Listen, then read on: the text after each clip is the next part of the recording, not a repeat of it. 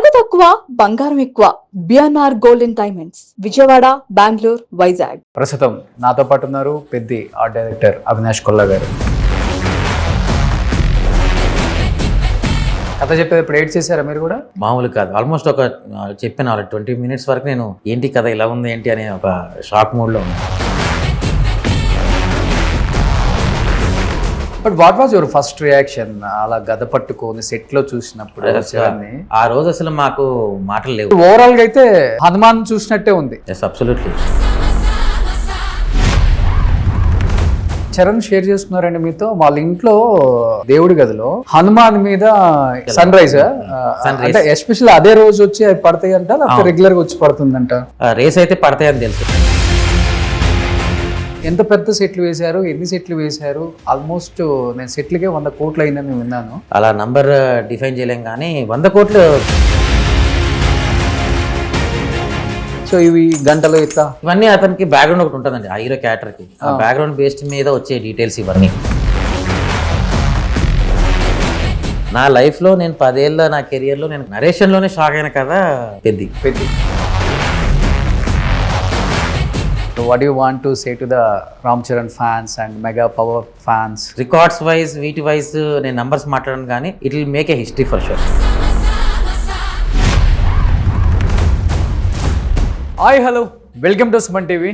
నేను మీ రోషన్. సో ప్రస్తుతం నాతో పాటు ఉన్నారు పెద్ది ఆర్ట్ డైరెక్టర్ అవినాష్ కొల్లా గారు. నమస్తే అండి. ఏంటి టెన్షన్ మీకైతే ఏమి ఉండదులే, డైరెక్టర్కో హీరోకో ప్రొడ్యూసర్స్కో ఉంటుంది. ఇలా ముగ్గురికి ఎక్కువ టెన్షన్ అనుకుంటా.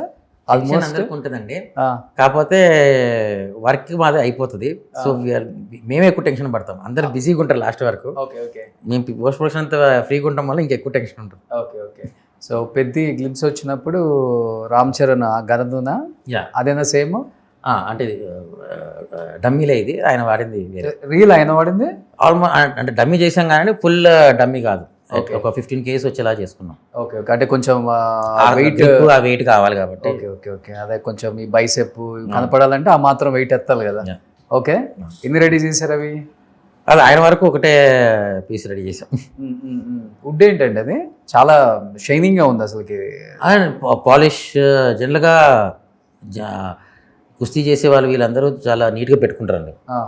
వాళ్ళ ఎలిమెంట్స్ అవ్వచ్చు, ఏదైనా అవ్వచ్చు. ఓకే, ఇట్స్ మోర్ ఆఫ్ గాడీ లాగే డీల్ చేస్తారు. వాళ్ళ కింద చేసే మట్టిలో కూడా పసుపు, నెయ్యి ఇట్లాంటి ప్రాసెస్ అంతా చేసి చేస్తారు. సో వాళ్ళకి అది respectful thing. So well maintain ఉంటాయి, అందుకోసం కొంచెం బాగా నీట్గా మెయింటైన్ చేసి పాలిష్ అయ్యి పెట్టుకున్నట్టు పెట్టాం. రోజ్ వుడ్ జనరల్గా రోజ్ వుడ్, బాల్సా వుడ్స్ ఇవన్నీ వాడతారు, మనం సినిమాటిక్ వుడ్ వాడాము. Cinematic wood. రియల్గా అయితే రోజ్ వుడ్ ఎక్కువ వాడతారు. Rosewood, teak. ఆల్మోస్ట్ ఈ ఫస్ట్ గ్లిమ్స్ చూడగానే ఆల్మోస్ట్ ఫ్యాన్స్కి అయితే ఫుల్ పండగ.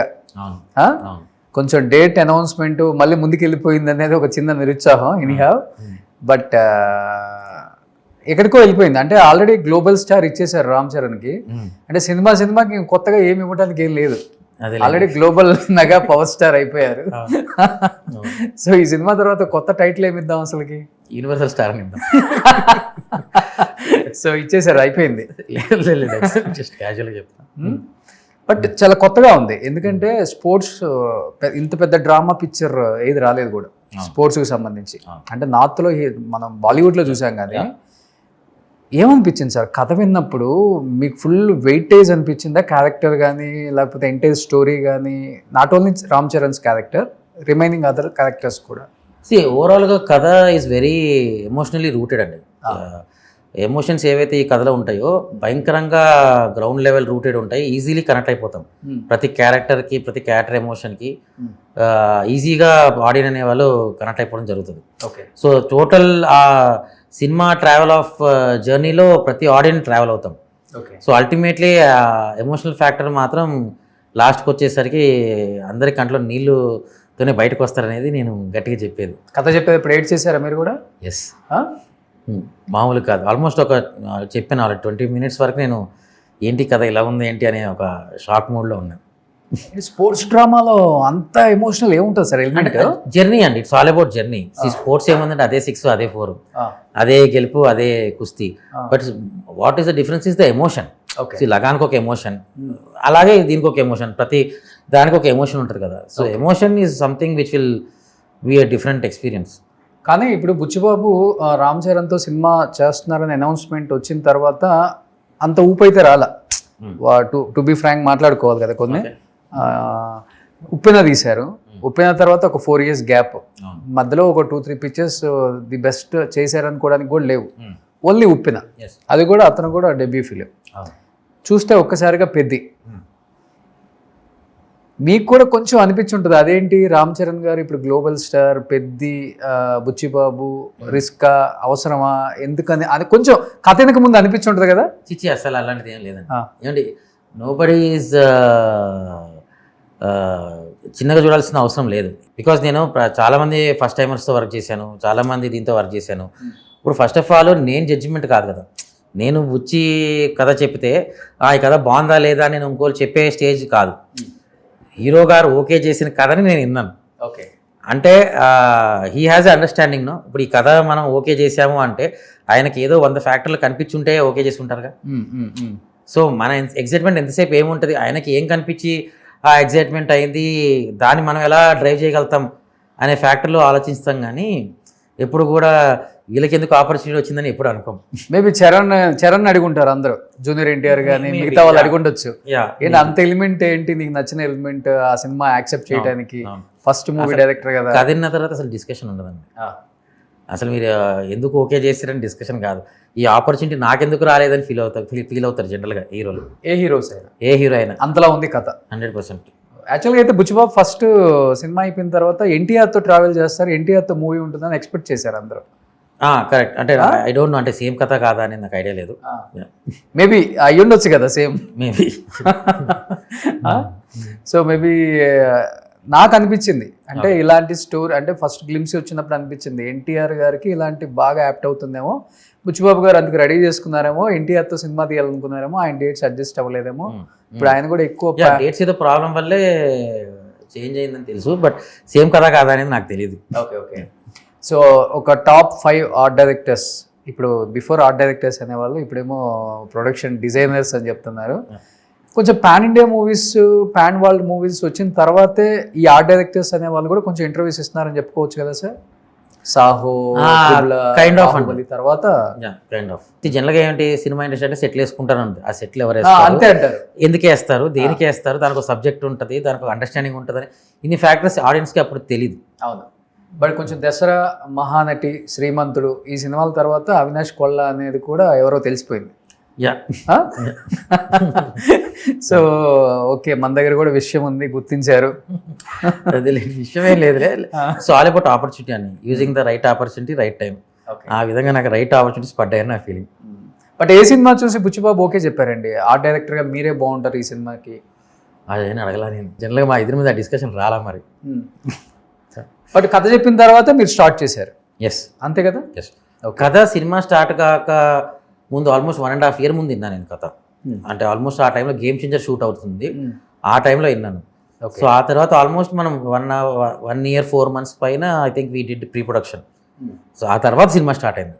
ఓకే, చెప్పాలంటే టాప్ 5 ఆర్ట్ డైరెక్టర్స్ అని కొడితే ఇప్పుడు అవినాష్ కొల్ల కూడా ఉంటున్నారు.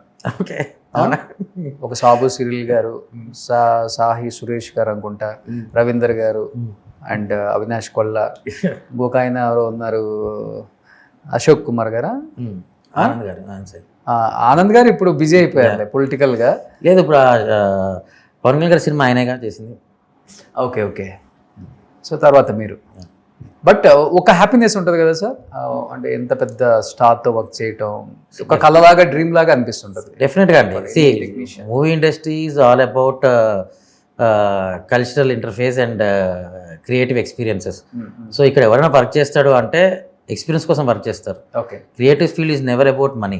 సో ఎప్పుడైనా సరే నువ్వు బయట నేను 20 గంటలు కష్టపడితే ఎంత వస్తుంది అని లెక్కేస్తే ఇండస్ట్రీలో 20 గంటలు కష్టపడితే ఎంత వస్తుంది అంటే it's not matched. Okay, but name and fame అయితే ఇక్కడే వస్తాయి. అది కూడా ఒక లిమిట్ వరకు మనీ అనేది. Yeah, so name and fame కోసమే ఉంటుందండి. ఎప్పుడైనా క్రియేటివ్ స్పేస్లో ఉండే ప్రతి టెక్నీషియన్ అవ్వచ్చు, any worker whoever is been coming here to join industry, maybe only because he has that creative space ఇచ్చి ఉండి నేను అక్కడ ఉండాలి అనే తప్ప డబ్బుల కోసం అయితే ఎవరు ఇండస్ట్రీకి రారు. It's more of passion thing. ఒక 2-3 days వచ్చారా కల్లోకి రామ్ చరణ్ గారు వర్క్ చేసిన తర్వాత? ఆయన ఎవ్రీడే కళ్ళకి వస్తాడులేండి. అసలు ఎలా పెద్దిలాగా వస్తారా లేకపోతే రామ్ చరణ్ లాగా వస్తాడా?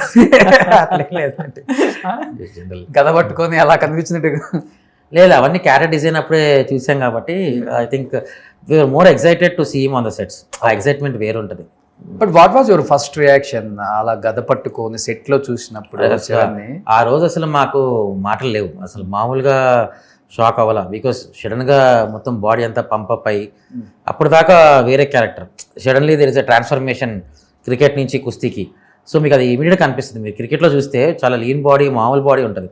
టక్కని ఇక్కడ తిప్పితే ఆల్మోస్ట్ ఒక హనుమంతుని చూసినట్టు ఫీల్ కానీ ఆ హెయిర్ స్టైల్ అవన్నీ కూడా మారు ఉంటాయి. సో అసలు చూడంగానే ఆ షాట్ ఏదైతే మీరు మొన్న టీజర్లో వచ్చిన షాట్ ఉంది కదా, దానికి సెట్లో మేము అందరం కూడా షాక్. అసలు ఏంటి ఫ్రేమ్లు ఎలా కనిపిస్తున్నాడు ఈయన.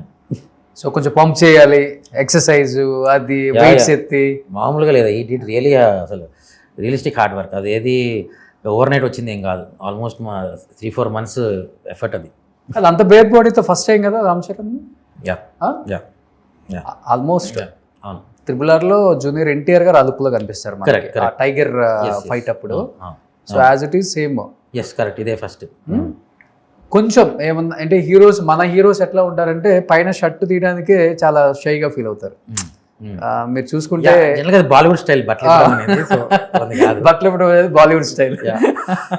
సో చరణ్ గారు ఏమైనా ఇబ్బందిగా ఫీల్ అయినట్టు కానీ, కంఫర్ట్ గా లేని విధంగా, లేకపోతే టేక్స్ ఎక్కువ కావటం, లేకపోతే ఎక్కడ ఉంటది కదా ఒక చిన్నది. ఐ డోంట్ నో అంతకుముందు సినిమాల గురించి కానీ, గేమ్ చేంజర్ ఈ సినిమా 2 చూశాను కదా. Rangasthalam was something I was really shocked regarding his performance. And it's not like I'm the judge, whole world spoke about it. ఆ తర్వాత ప్రతిసారి ఫ్రేమ్లో చూసినప్పుడు ఒక స్పెల్ బౌండ్ ఫీలింగ్తో నేను చూస్తున్నా తప్ప ఎవ్రీథింగ్ షాకింగ్. ఏ సీన్ మ్యాచ్ కాదు కదండి. ఈ సీన్ ఏంటి ఇలా చేశాడు, ఆ సీన్ ఏంటి అసలు క్యాజువల్గా ఇలా డీల్ చేశారు, అరే భలే వర్కౌట్ అయింది ఈ షాట్. ఈ ఎగ్జైట్మెంట్లు ఎక్కువ. ఓకే ఓకే, రియల్గానే హనుమంతుడు కనిపిస్తారు. అసలు మామూలుగా ఉండదండి. మీరు సినిమా చూస్తారు కదా, తెలుస్తుంది కదా విజువల్గా. ఎందుకంటే వాళ్ళ ఫాదర్ కూడా హనుమాన్ భక్తులు. సో యాజ్ ఇంకా చరణ్ ఈ సినిమా మొత్తంలో కూడా మీకు నియర్లీ ఒక 5-6 వెరైటీస్ ఆఫ్ హనుమంతులు బ్యాక్గ్రౌండ్లో కనిపిస్తూ ఉంటారు. ఒక్కొక్క ఊరికి సంబంధించిన ఒక హనుమంతుడు లాగా బ్యాక్గ్రౌండ్. ఇట్స్ లైక్ స్టోరీకి సంబంధం లేదు కానీ మీకు తెలుస్తుంటుంది, ప్రతి దగ్గర ఆంజనేయ స్వామి కనిపిస్తూనే ఉంటారు. కానీ ఎప్పుడైనా చరణ్ షేర్ చేసుకున్నారండి మీతో, వాళ్ళ ఇంట్లో దేవుడి గదిలో హనుమాన్ మీద సన్ రైజ్ అంటే ఎస్పెషల్లీ అదే రోజు వచ్చి అవి పడతాయి అంట, లేకపోతే రెగ్యులర్గా వచ్చి పడుతుందంట? అంత డీటెయిల్ ఇన్ఫర్మేషన్ లేదు, బట్ రేస్ అయితే పడతాయని తెలుసు. పర్టికులర్ రోజు అవన్నీ ఐడియా లేదు. I never check like that. అతను ఎంత బాగా నమ్ముతారు? వాళ్ళ ఫాదర్ నమ్మినట్లే ఉంటుందా హనుమంతుడిని నమ్మటం, లేకపోతే? ఆయన నాకు తెలిసి ఆయన ఛాన్స్ ఇస్తే 365 days మాలలో ఉంటారు. ఏదో సిచ్యువేషన్ తప్పక అప్పుడప్పుడు నాకు తెలిసి మాల తీయాల్సి వచ్చినప్పుడు తీస్తున్నారేమో, కానీ ఐ థింక్ అంతా డివోషన్ అయింది. చెప్పులు కూడా వేసుకోరు ఆయన. మాల్లో ఉంటారు ఆయన 365 days మాలనే ఉంటారు. కాన్పట్ సిచ్యువేషన్ ఇప్పుడు మాల తీయాలో లేకపోతే ఏదన్నా వర్క్ వేరేది ఉందో ఎక్కడికైనా వెళ్ళాల్సి వస్తే తప్ప I think he prefers to be spiritual soul. మనం కొంతమంది సెలబ్రిటీస్ని చూస్తుంటాం కదా, వాళ్ళు యూజువల్గా కొంచెం నడిచేటప్పుడు ఇబ్బందిగా ఉంటుందని చెప్పులు వేసుకుంటారు. బట్ చరణ్ గారు అసలు వెరీ నో వే, వేసుకుంటే నిష్ఠగా వేసుకోవాలి, లేకపోతే లేదు ఆయన పాలసీ. అదొకటి బాగా అబ్జర్వ్ చేస్తాం అందరం కూడా. గ్రేట్ అది. ఇప్పుడు ఆల్మోస్ట్ ఇన్ని రకాల గదలు ఇవన్నీ నథింగ్ అండి. ఇంకా సినిమాలో కనిపిస్తాయి, ఎక్కువ రివీల్ చేయకూడదు అని చెప్పి మేము మెయిన్ వరకే పెట్టాం. ఇప్పుడు ఇది సినిమాలో వాడిందా అండి? ఇది డమ్మీ, సినిమాలో వాడింది చరణ్ గారి దగ్గరే ఉంది. మొన్న గిఫ్ట్ ఇచ్చాం కదా ఆ క్రికెటర్. అవునవునవును, అది ఒరిజినల్ గిఫ్ట్ ఇచ్చింది. ఇప్పుడు ఇదేంటి రియల్ టైగర్? అన్ని ఫేక్ బట్ లుక్, అది లుక్ కోసం అంతే. సో ఇవి గంటలు ఇట్లా ఇవన్నీ అతనికి బ్యాక్గ్రౌండ్ ఒకటి ఉంటుందండి ఆ హీరో క్యారెక్టర్కి. ఆ బ్యాక్గ్రౌండ్ బేస్డ్ మీద వచ్చే డీటెయిల్స్ ఇవన్నీ. ఓకే.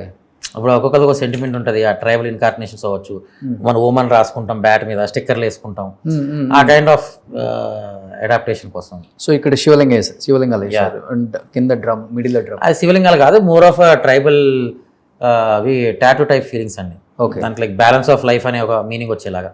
Okay okay. సో సెంటిమెంట్గా ఇవన్నీ ఎస్ మనం తాయెత్తులే కడుతుంటాం కదా, కట్టుకుంటాము, స్టిక్కర్లు అంటించుకుంటాము, రకరకాలు చేసుకుంటుంటాము. ఓకే. సో ఇవన్నీ కూడా ఆల్మోస్ట్ గేమ్ లో is part of. Yes okay, ఎన్ని ఇరిగిపోతాయండి హీరో కొడితే ఇవన్నీ? అబ్బో ఫైట్లో తెగిరిపోయేది, ఫైట్లో తెగిరిపోతూ ఉంటాయి సింగిల్. ఎందుకంటే మనం ఎక్కువ దెబ్బ కూడా తగలకుండా ప్లాన్ చేయాలి కదా, అవును, దాన్ని బట్టి. సో ఇవి కూడా అంతా రోజ్వుడ్? ఎస్, కొన్ని ఫైబర్ ఉన్నాయి, కొన్ని వుడ్ ఉన్నాయి, మిక్స్ అండ్ మ్యాచ్. అంటే యూజబిలిటీ బట్టి. అవును. బ్యాక్గ్రౌండ్లో యూజ్ చేసేది ఫైబర్ వాడతాము, ఫోర్గ్రౌండ్లో యూజ్ చేసేది వుడ్ వాడతాము. So will change different materials. So ప్రతి సినిమాలో నాకు తెలిసి ఆర్ట్ డైరెక్షన్ కూడా చాలా ఇంపార్టెంట్ ఇప్పుడు ఇలాంటి సినిమాలకి ఎస్పెషల్లీ. బట్ మీరు చాలా కష్టపడి ఉంటారు ఒక్కొక్క సెట్ వేయటానికి. ప్రీవియస్గా నాకు తెలిసి దసరాలో రావణాసురావు సెట్ వేయటానికి చాలా కష్టపడ్డారని విన్నాను నేను. ఆల్మోస్ట్ ఆ సెట్ ఒక 60-70 లక్షలు అయిందని కూడా విన్నాను సార్. Is it right? అదేంటి చాలా పెద్ద స్టాచ్యూ అది. విజువల్గా మీరు చూస్తే almost it's like 6th floor building అంత హైట్. ఓకే. సో అంత పెద్ద స్టాచ్యూకి వెయిట్ ఎంత వస్తుంది, ఆ వెయిట్ నిలబెడాలంటే ఎంత పెద్ద స్ట్రక్చర్ సపోర్ట్ కావాల్సి వస్తుంది, ఇవన్నీ ఫ్యాక్టర్స్ వల్ల జరిగింది. అంటే ఇట్స్ టోటల్ సీక్వెన్స్ కాస్ట్, అది నాట్ ఓన్లీ రావణాసుర కాస్ట్ కాదు, సీక్వెన్స్ కాస్ట్ అది. ఇంకొకటి నాని మూవీలో శాంసంగ్ రాయ 8 కోట్లు అయింది. 8 కోట్లు సెట్కి? ఒక సెట్ కాదండి, ఓవరాల్ ఇఫ్ యూ సీ ఆ టెంపుల్ సెట్ ఒకటి ఉంటుంది. It was spread on nearly 8 acres ఎంతలో వేసాం. ఓకే. సో ఎడిటింగ్లో సినిమాలో ఆల్మోస్ట్ 50% ఆఫ్ సెట్ కూడా కనపడదు దాంట్లో. మీరు చూసేది only 50% of the set. Okay. Number of scenes cut అవ్వడం వలన అవన్నీ వెళ్ళిపోయినాయి. అదేంటంటే మొత్తం ఆ స్టోన్ ఫీల్ లా కాకుండా కలకత్తా బేస్డ్ అయ్యేసరికి మట్టి పిల్లర్స్ లాగా డీల్ చేయాల్సిన ఇది ఉంది. So we had to do it in the texture. Okay. So అందుకోసం దానికి అంత అయింది. అండ్ ఆల్మోస్ట్ సెకండ్ హాఫ్ అంతా సినిమా దాంట్లోనే ఉంటుంది కదా.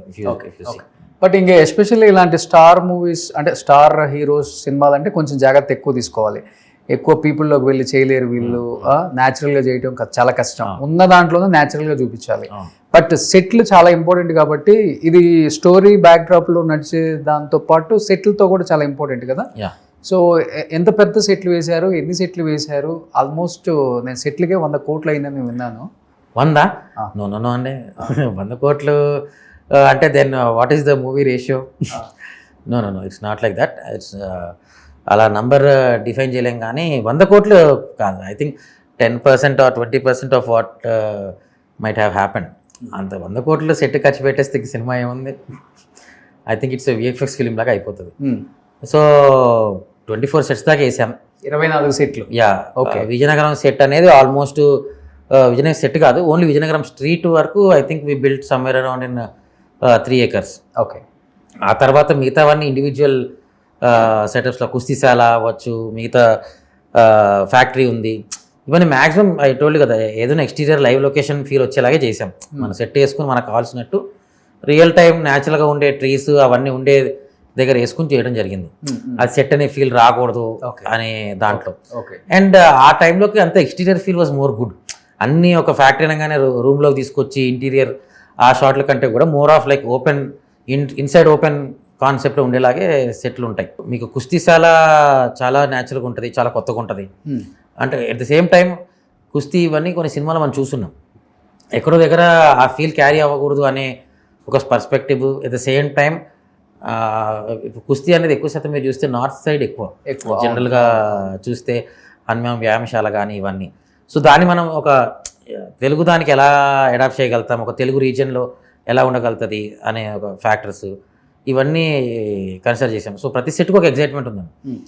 ఫస్ట్ ఫ్యాక్టరీ ఒకటి, ఆ తర్వాత మళ్ళీ మీకు కుస్తీశాల అవ్వచ్చు, ఇంకా వేరే అదర్ సెట్స్ ఏవైతే ఉన్నాయో అవన్నీ నేను నేమ్స్ చెప్పలేను, కానీ మీకు you will be seeing it. ఒక 10 సెట్లు అయితే భారీ సెట్లు అయి ఉంటాయి. యా అంతే కదా. భారీ అంటే అవసరం మించి, అవసరం వరకే ఉంది కానీ అవసరం మించి ఏం లేదు. One of the biggest set is Vizianagaram స్ట్రీటే, మిగతావన్నీ క్యూములేటివ్ సెట్స్ అవి. బట్ చరణ్ గారు వచ్చారా, ఆయన డైలాగ్స్ చూసుకున్నారా, షార్ట్ చేశారా, వెళ్ళి క్యారవాన్లో కూర్చున్నారా, ఇలానే ఉంటారా? లేకపోతే ఇలాంటివి సెట్ ఎలా ఉంది, ఎలాంటివి యూజ్ చేస్తున్నారు, ఇలాంటివి పట్టించుకుంటారా? అన్నీ చూస్తారండి, అన్నీ అడుగుతారు. దేంతో చేసాము, ఎలా చేసాము, ఎంత టైం పట్టింది, ఎందుకు చేసాము. ఎనీథింగ్ క్యూరియస్ విల్ ఆస్క్, ఇదేంటి ఇలా డిఫరెంట్గా ఉంది, ఎందుకు చేశారు. ఇప్పుడు ఫోటో ఫ్రేమ్స్ కానీ అవన్నీ చాలా ఇంట్రెస్టింగ్ ఎలిమెంట్స్, చాలా డీటెయిలింగ్స్ చేసాం కుస్తీలో కూడా. సో అండర్ గ్రౌండ్ కుస్తీ లాంటివి చేసాము. సో అవన్నీ లైటింగ్ అడ్వాంటేజ్ లాగా ఉండేలాగా సెట్స్ అవన్నీ చేయడం జరిగింది. సో ప్రతి సెట్ ఆయన డెఫినెట్గా వచ్చి అడిగి తెలుసుకుంటారు, ఏది ఎందుకు వేసాము ఇక్కడ స్పెషాలిటీ ఏంటి, ఎందుకు వేయడం జరిగింది, ఏదైనా కానీ చెక్. ఆయనకు నచ్చిన ఐటమ్ ఏంటి? గద అయినా, గద కాకుండా ఇంకేదైనా బాగా నచ్చిందా? ఆయన కొండ కింద ఊరుకి ఆయన కుస్తీకి he was very excited okay. ఓవరాల్గా ఈ 2 సెట్స్కి. అండ్ ఫస్ట్ వేసిన ఫ్యాక్టరీ సెట్ అయితే అసలు whole unit thought that it was existing factory, అక్కడ ఆల్రెడీ ఫ్యాక్టరీ ఉంది, అందుకోసం మనం వెళ్ళి షూట్ చేస్తున్నాం అనుకున్నాం. అదేంటంటే చెరుకు పొలాల మధ్యలో వేసాం న్యాచురల్గా ఉండేలాగా. సో నో మైసూర్లో. ఓకే. హైదరాబాద్లో మనకు చెరుకు దొరకలేదు, అందుకోసం మైసూర్లో చేయడం జరిగింది. సో అది అసలు యూనిట్ వాళ్ళకే ఎవరికి డౌట్ రాలేదు అది సెట్ అని అంటే దాన్ని బట్టి చూసుకోండి. ఓకే. సో అలా ఒక్కో దానికి ఒక స్పెషాలిటీ వర్కౌట్ అయిందండి. ఆల్మోస్ట్ ఇది ఈ కుస్తీ పడే శాండ్ అది ఉంటుంది కదా, దాంట్లో మండు టెండలు అంటాయి కదా అసలు చేసేటప్పుడు, కింద మాడిపోతున్నాయి, ఒళ్ళంతా మాడిపోవటం, అవును అసలు బొబ్బలు అయిపోయింది, బొబ్బలు వచ్చినాయి అని విన్నాను నేను. అవును. అండ్ సమ్మర్ స్టార్ట్ అయిపోయింది, ఇంకా పీక్ సమ్మర్ లాగా ఉండింది, టార్చర్. అండ్ డెఫినెట్లీ ఇండోర్ కాదు, అన్ని అవుట్డోర్ సెట్లు వేయడం వలన you have to face the sun, you have to face the heat. అదేమి దాక్కునేది కాదు. చరణ్ గారి కూడా కింద కాళ్ళకి బొబ్బలు వచ్చేసాయా? వచ్చాయి, అయినా చేశారు. అంటే అది ఆల్మోస్ట్ మనం క్రిటికల్ టైం లైన్లో ఉన్నామండి. ఆ టైంలో ఆర్టిస్ట్ డేట్స్ అవన్నీ మనం సెట్ అయినాయి. సో ఆ టైంలో చేస్తే తప్ప అవ్వదు. So even if you see మధ్యలో ఇంజరీ జరిగినప్పుడు కూడా ఆయన immediately next day he directly came to sets again. Okay. ఎందుకంటే స్కోప్ లేదు, అండ్ ఆ విధంగా ఈజ్ వెరీ వెరీ సపోర్టివ్. ఓవరాల్గా అయితే హనుమాన్ చూసినట్టే ఉంది. Yes absolutely, you will feel it. Ram Charan చూస్తున్నా ఆ ఫ్రేమింగ్ కానీ ఏదైనా కానీ మీకు నేను చెప్తున్నా, టీజర్ చూడండి, మీరు టీజర్ చూసిన తర్వాత మీకు తెలిసిపోద్ది సినిమా ఏంటని. ఓకే. సో ఆఫ్ స్క్రీన్ చాలా తక్కువ మనకు తెలుసు చరణ్ గారి గురించి, బట్ ఆన్ స్క్రీన్ తెలుసు. బట్ ఆఫ్ స్క్రీన్ కొంతమంది చెప్తుంటారు వాళ్ళ ఫాదరే అనుకుంటే వాళ్ళ ఫాదర్ని మించి మంచితనంలో 100కి 100 వేయచ్చు. 100 కాదు 10,000 వేసుకోండి, 10,000 వేసుకోవచ్చు. బాగా నచ్చిన క్వాలిటీస్ ఏంటి మీకు చరణ్ గారిలో? He will take care of every one అండి. ఆయన అసలు వీడు ఏం చేస్తున్నాడు, ఎందుకు చేస్తున్నాడు, ఏంటి, ఎనీ ప్రాబ్లం, ఎవరికి ఏ ప్రాబ్లం వచ్చినా సరే he will extend support.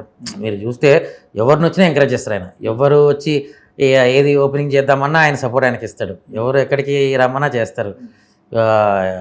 Health wise అవ్వచ్చు, మిగతా సపోర్ట్స్ అవ్వచ్చు, ఏది ఉన్నా ఆయన అప్రోచ్ అయితే ఆయన ఏ రోజు నువ్వని ఓకే చూద్దాంలే అనే పర్స్పెక్టివ్ చూడాల. Will make sure it is done. 10 సార్లు చెక్ చేస్తారు, అయిందా లేదా, జరిగిందా లేదా.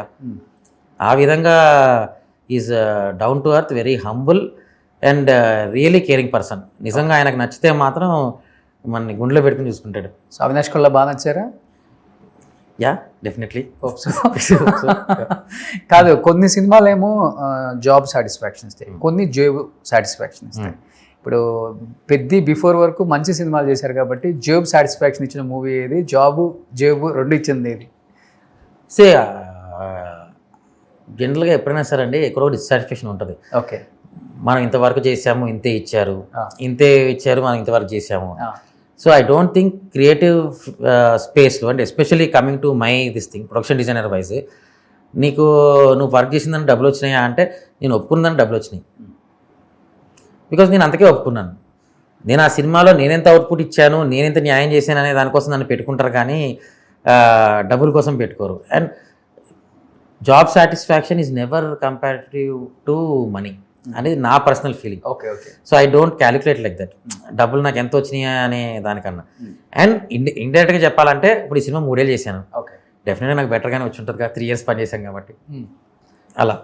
సో 3 years వేరే మూవీ ఏం యాక్సెప్ట్ చేయలేదు? చేసిన పెద్ద ఫిల్మ్స్ యాక్సెప్ట్ చేయము, ఓకే, చిన్నవి యాక్సెప్ట్ చేస్తాము, లేదా టైమ్ లైన్స్ ఇవి అయిపోద్ది కాబట్టి ఇంకోటి యాక్సెప్ట్ చేస్తాం. ఓకే, ఒకేసారి 2 big ఫిల్మ్స్ జనరల్గా యాక్సెప్ట్ చేయండి. ఓకే. లాస్ట్ 2-3 yearsలో మీకు బాగా పేరు తెచ్చిన మూవీ సార్? లాస్ట్ 2-3 yearsగా బాగా పేరు తెచ్చిన సినిమాలు అంటే దసరా ఉంది, దానికి ముందు మీకు శ్యామ్ సింగ్ రాయ్, దానికి ముందు జెర్సీ, మోస్ట్లీ నానిగారి సినిమాలు అవన్నీ. నానికి ఎక్కువ చేశారు కదా? అంటే నా ఫస్ట్ ఫిలిం కూడా నానిగారితోనే. సో ఆయన నాది జర్నీ కొంచెం సిమిలర్ జర్నీ ఫీల్ లాగా ఉంటుంది. ఓకే. సో ఫస్ట్ సినిమా అంటే నా first cinema as an art director Krishnagadi Veeraprema కదా? ఓకే. సో అప్పటి నుంచి ఇంకా ఆయనతో కంటిన్యూగా? He is also gentlemen. So Chiranjeevi గారితో ఇప్పుడు చేస్తున్నా ఫస్ట్ టైం. ఏ సినిమా? బాబీ చిరంజీవి గారిది. ఓ బాబీ చిరంజీవి గారు, ఓ నెక్స్ట్ లెవెల్ ఉండబోద్ది అది కూడా. నేను ఆయన పని చేయడానికి ఎక్సైటెడ్ ఉన్నా ఫస్ట్. అంతేనా? సో ఆల్మోస్ట్ ఈ ఈ గ్యాలరీ అంతా చూసినప్పుడు చాలా న్యాచురల్గా ఉంది సార్. ఆయన కోడి రామ్మూర్తి నాయుడు గారు కానీ, బట్ ఆయన ఇంగ్లో ఉన్నప్పుడు ఆ ఫొటోస్ అంతా ఆయనే కదా అది. రకరకాలు ఉన్నారండి దాంట్లో. మనకి శివరాజ్ కుమార్ గారు ఉంటాయి, వాళ్ళ క్యారెక్టర్స్ ఉంటాయి, మిగతా క్యారెక్టర్స్ ఉంటాయి. అది స్టోరీ చూస్తే మీరు ఫాస్ట్ అని క్యాచ్ చేస్తారు. ప్రస్తుతానికి ఓకే. సో ఆల్మోస్ట్ మన యాక్టర్స్ ని చాలా మంది వాడారు అనుకుంటా వెనక టీమ్ కి. వాళ్ళందరూ ఆల్మోస్ట్ నిన్న మాట్లాడాను అందరితో, ఎండలో అల్లాడిపోయాం. బట్ అంటే సాటిస్ఫాక్షన్ తీసుకొచ్చాము ఫైట్లకి వాటికి. సో వాళ్ళే ఉన్నారు, అంటే నోన్ ఫేసెస్ కాకుండా, మెయిన్ లీడ్స్ కాకుండా, whatever other people are there, అందరూ ఒరిజినల్ కుస్తీ ఫైటర్సే. ఓకే. ఆయన ట్రైనింగ్కి సపరేట్ ఒక మాస్టర్ ఉండేవారు. విక్కీ కౌశల్ వాళ్ళ ఫాదర్ దీనికి మొత్తం కుస్తీ అంతా ఆయన డిజైన్ చేశారు. ఓకే. దంగల్కి కూడా ఆయన చేశారు. అవును. బట్ ఫస్ట్ మూవ్ ఇప్పిన తర్వాత పెద్ది, ఇంత పెద్ద గ్లోబల్ స్టార్ని హ్యాండిల్ చేయగలిగారా బుచ్చిబాబు గారు? ఎందుకు చేయలేడండి, ఎందుకు చేయలేడు? He smart enough. ఏ డైరెక్టర్కైనా అతను కావాల్సింది తెచ్చుకోవాలనే ఎజెండాలోనే వర్క్ చేస్తారు. అండ్ మనోడు అట్లా కాంప్రమైజ్ అయ్యే ఇదేం కాదు. అతనికి కావాల్సింది ఆయన తెచ్చుకున్నాడు, అతనికి కావాల్సింది అతను తీసుకున్నాడు.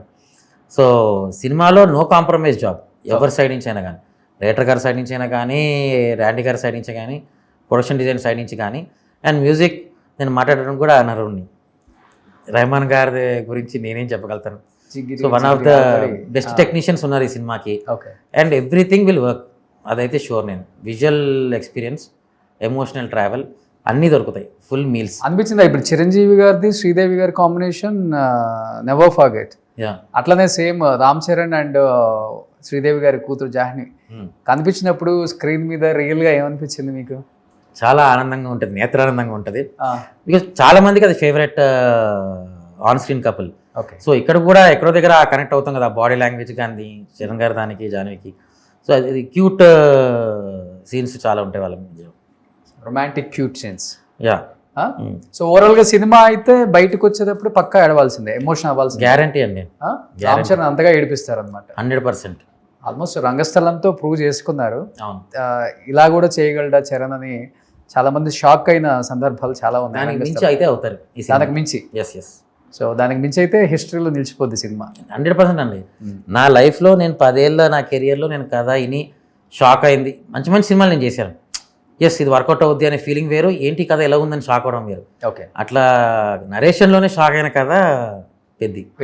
సో ఫైనల్లీ June 4th వస్తుంది కాబట్టి Peddi. So what you want to say to the Ram Charan fans and mega power fans? Full plate meals. టీజర్లోనే అది కనిపిస్తుంది. Teaser is very soon 18th release ఉంది. ఆ తర్వాత సినిమా ఎక్స్పెక్టేషన్స్ అసలు never before never after. Records wise, వీటి వైజ్ నేను నంబర్స్ మాట్లాడను కానీ it will make a history for sure. 2,000 కోట్ల కలెక్షన్స్ అవన్నీ నేను మాట్లాడను కానీ నేను చెప్తున్నా, అంటే నాకు ఐడియా లేదండి హౌ ఫైనాన్షియల్. మరి మీరు యూనివర్సల్ స్టార్ అవుతారు అన్నారు కాబట్టి 2,000 మినిమం రావాలి కదా. అది మీరు ఎట్లైనా డిఫైన్ చేసుకోండి. సూపర్. ఎనీహౌ మీరు అన్నట్లుగానే జాబ్ సాటిస్ఫాక్షన్ కాదు, జాబ్ సాటిస్ఫాక్షన్ సినిమా తీశారు కాబట్టి సినిమా సూపర్ డూపర్ హిట్ అవుతుందని అందరూ ఎక్స్పెక్ట్ చేస్తున్నారు. అదే అవ్వాలని మనస్ఫూర్తిగా కోరుకుంటున్నాను. థ్యాంక్ యూ సో మచ్ అండి. Thank you. సుమన్ టీవీలో మీ పర్సనల్ అండ్ బిజినెస్ ప్రమోషన్స్ కోసం కింది నెంబర్కి కాంటాక్ట్ చేయండి.